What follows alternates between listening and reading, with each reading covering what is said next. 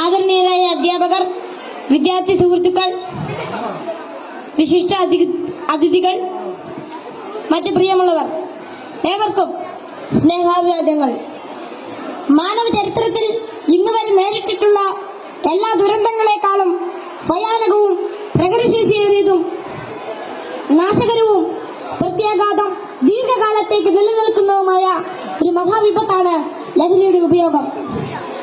ഓരോ കുട്ടിയുടെയും ജീവിതത്തിലേക്ക് ഹരമായും ഉന്മാദമായും ഉറ്റ ചങ്ങാതിയായും മൃദുവാസത്തോടെ പടികയറി വരുന്ന ലഹരി മരുന്ന് ഏതു വിധേനയായാലും ഒരു പ്രാവശ്യം ഉപയോഗിച്ചാൽ പിന്നെ അതിന്റെ തോഴനും പിന്നീട് സന്തത സഹചാരിയായും അധികം വൈകാതെ അടിമയുമാക്കി മാറ്റുന്ന മാന്ത്രിക ശക്തിയാണ് മയക്കുമരുന്നിനുള്ളത്.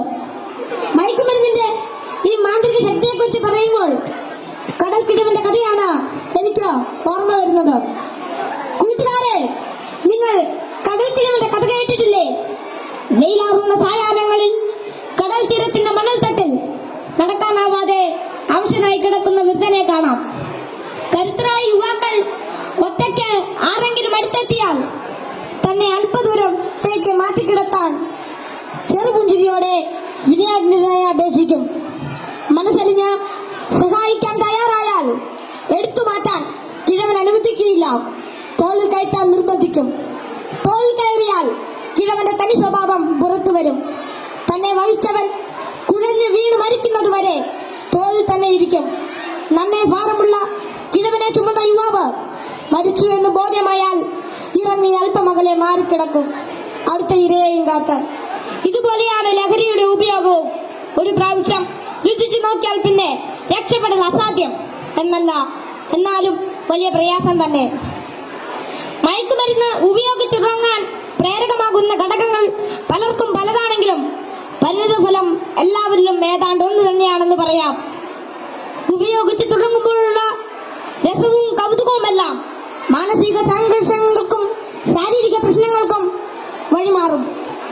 പിന്നീട് ഇതില്ലാതെ ജീവിക്കാൻ കഴിയില്ലെന്ന സ്ഥിതി വരുന്നു.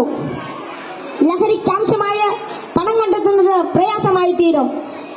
അപ്പോൾ അതിനായി കുറുക്കുവഴികൾ തേടുന്നു. അങ്ങനെ അധാർമിക ജീവിതത്തിനും കുറ്റകൃത്യങ്ങൾക്കും പ്രേരിപ്പിക്കപ്പെടുകയും കുടുംബത്തിനും സമൂഹത്തിനും നിയമപാലകർക്കും തലവേദനയായി മാറുന്നു. ഇതിന്റെ എല്ലാം ബാക്കി പത്രം എന്ന് പറയുന്നത് നിരാശ, ഏകാന്തത, മാനസിക പിരിമുറുക്കം, ശാരീരിക പ്രശ്നങ്ങൾ, മാനസിക വിഭ്രാന്തി എന്നിവയാണ്. ഈ പ്രശ്നങ്ങൾ ഇവരെ നിഷ്ക്രിയരും നിർജീവനുമാക്കി തീർക്കുന്നു.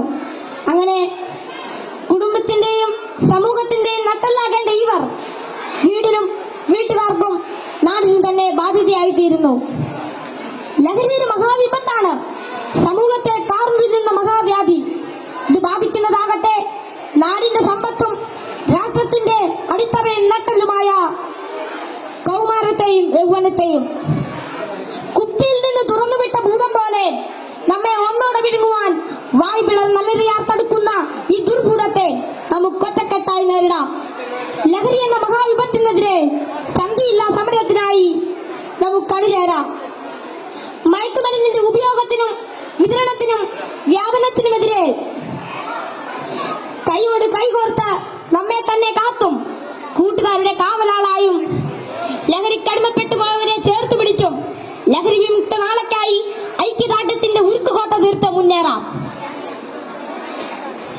ഉറച്ച തീരുമാനവും വ്യക്തമായ കർമ്മപദ്ധതികളും കൃത്യമായ ബോധവൽക്കരണവും കൊണ്ട് നമ്മുടെ കൂട്ടുകാർക്ക് ചുറ്റും നമുക്കൊരു രക്ഷാവലയം തീർത്ത് മനവും കരവും ഒന്നായി ചേർത്ത് ഉറക്കെ പാടാം.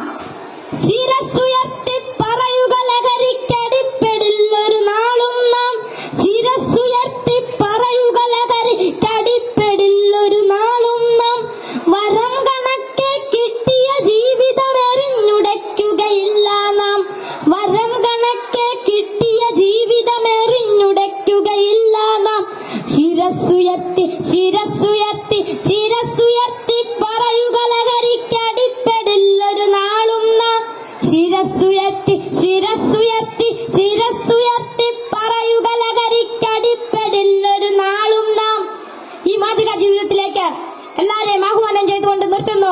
നന്ദി, നമസ്കാരം.